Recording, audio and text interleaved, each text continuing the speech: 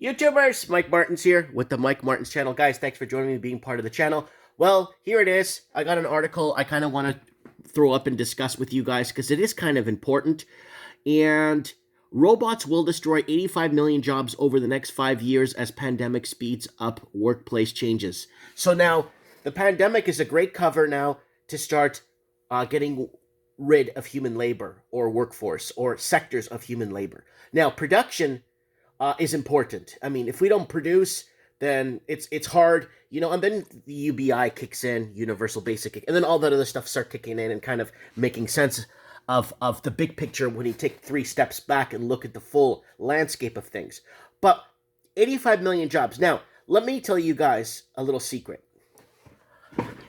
It's not that I'm all knowing and all understanding Mr. Oz. I knew this was going to come. And I knew this was going to come, and that's why I downgraded to one of the smallest locations I could possibly find with the cheapest rent, dirt cheap rent, that I could find and still float a business and do well and pay myself. I did that because, one, I designed a business of my own that allows me to work alone and close my door when I feel like. I don't have to worry about payroll. I don't have to worry about other overhead expenses, outrageous expenses, because payroll, sending in remittances and all this other crap gets very expensive real fast. So what did I do? Watch the series I have on this channel called Project Tabletop. There should be a link right there for it. It's called Project Tabletop, where I basically said to myself, look, I know my business. I do really well at my business. And I think it's time that I created more of an isolated business where it's me. I run the show. I could pass it down to my kids one day if they feel like they want to do something like this. Maybe they might have to, the way things are going. So let's take a look at the article and see what's going on. So watch Project Tabletop if you guys get a minute. It's really good. It's a really nice series. Kind of breaks down the aspects and what the visions I had about staying in business or keeping a business or being productive or keeping productive, right? So here it is. Robots will destroy 85 million jobs over the next 5 years as pandemic sweeps up workplace changes. So the COVID is accelerating changes in the workplace, likely to exaggerate inequalities, the WEF study has found. Surveys of nearly 300 global companies found 4 out of 5 businesses executives were accelerating plans to digitize work and deploy new technology. So there it is. They're serving the food. There's Timmy the robot. Or what is that? Number Johnny 5. Anyways, so what's going on? That's just kind of important. Because now, if there isn't a private sector, so are they going to do this for the private sector, government jobs? I think not. I think they'll just hire more and more private sector jobs. So the workforce looks big. For the people that don't know the difference between private and public sector, they think it's all fine and dandy. But realistically, without private sector, we cannot fund our public sector, and we did many videos on that too. And yeah, speaking of videos, if you guys want to backtrack, I got one here I made. Robots to work at banks by 2030. So I did that. No one saw that video, but it's there if you guys want to take a look at it. So let's keep going. Robots will destroy 85 million jobs at mid-sized to large businesses over the next 5 years as COVID accelerates changes in the workplace, likely to exaggerate inequalities a World Economy Forum study has found.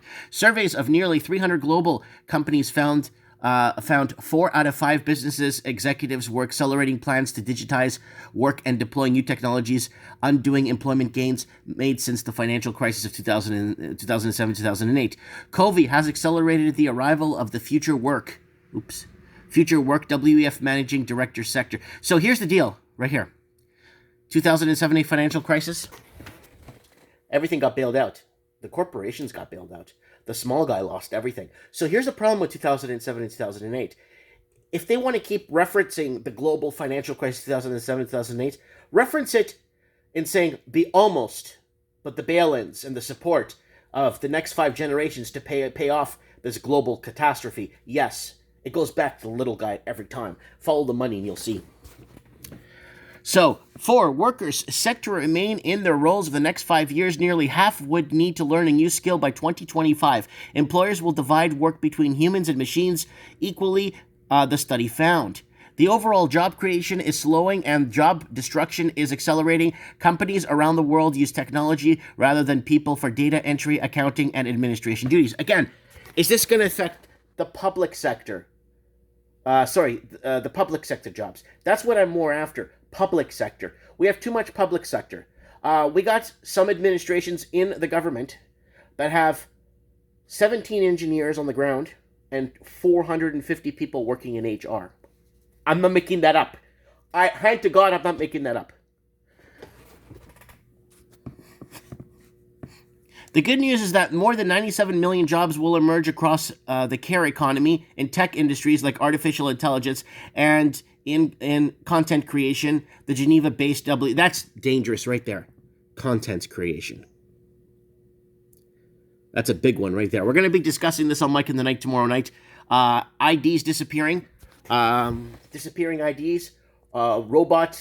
Engineered robots to take over. We're going to be talking this on Mike in the Night tomorrow, Saturday night, if you guys want to call in and weigh in on what you think is going to happen, whether it's economic, robots in economy, robots in fast food, robots in, you know what I'm saying? The task where humans are set to retain their comparative advantage include managing, advising, decision-making, reasoning, communication, and interacting, it said. Demand will rise for workers who can't fill green economy. Again, green. They keep pushing this green agenda on us. Cutting-edge data, AI functions, and new roles in engineering, cloud computing, and productive and development. Now, let's take a look at this. That little thing right there. Okay, let's say we're going to replace, we're going to build millions of these. Does anyone out there even know or even fathom how much oil you're going to have to extract out of the ground to make something like that? It's you guys have no idea how much material and rare earth materials and how much raw material it's going to actually take to fabricate millions of these number Johnny Fives here. So people are not seeing like go green, but they're not looking at the main agenda here, right? Around 43% of businesses surveyed were set to reduce the workforce due to technology integration. 41% plan to expand their use of contracts. For 34% envisioned expanding their workforce due to technology integration. The survey found. So now let me explain something to you guys. So here, I'm here, but I deal with the public, right? And it's an ongoing thing. I'm here. I have my door closed. People could open it, come in and see what I got, and then move along, right? I sit here, make videos for you guys, watch TV, and play games when I get a chance. But, again, I've set myself up in a way knowing that things are going to get tougher, especially employing people has gotten tougher. Now, it's not expensive to employ someone, so to say. Okay? Now, here's a little secret a lot of people don't know. So if you stuck around for this part, this is it. And I know, because I've had up to one point 17 employees working for me at one time. It's the remittance. It's the payroll. It's the costs to the government that actually costs a lot of money. It's actually more than the rent. It's more than everything. So if the red tape or the bureaucracy or the government interjection and the costs of hiring somebody, if the government kind of backed off, it wouldn't cost an employer $20 an hour to pay someone a minimum wage, or $25 an hour to pay someone $11 an hour. So if you start looking into the back end of things and start realizing why, it's because of governance and the cost of hiring people due to governance, bureaucracy, red tape. And that's why Canada needs to create a work-free province.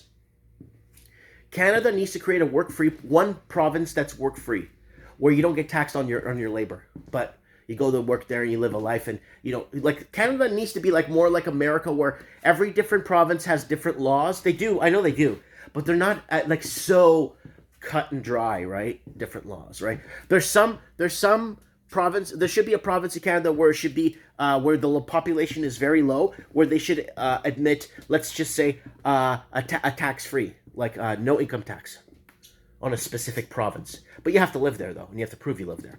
Things like that, you know what I'm saying? But unfortunately, Canada's it's so the same right across the board, yet they try to make it so different. in a way. But realistically, I don't know. Guys, comment below. I look forward to reading your comments on this one. Share this video if you haven't yet. Subscribe to the channel. And don't forget to join us on Mike in the Night. We're going to be talking about this, robots and disappearing ID. IDs going fully digital in the province of Ontario. So look out, Commonwealth. That's going to come to a country near you. Let me know what you guys think. Big hug. Happy Friday.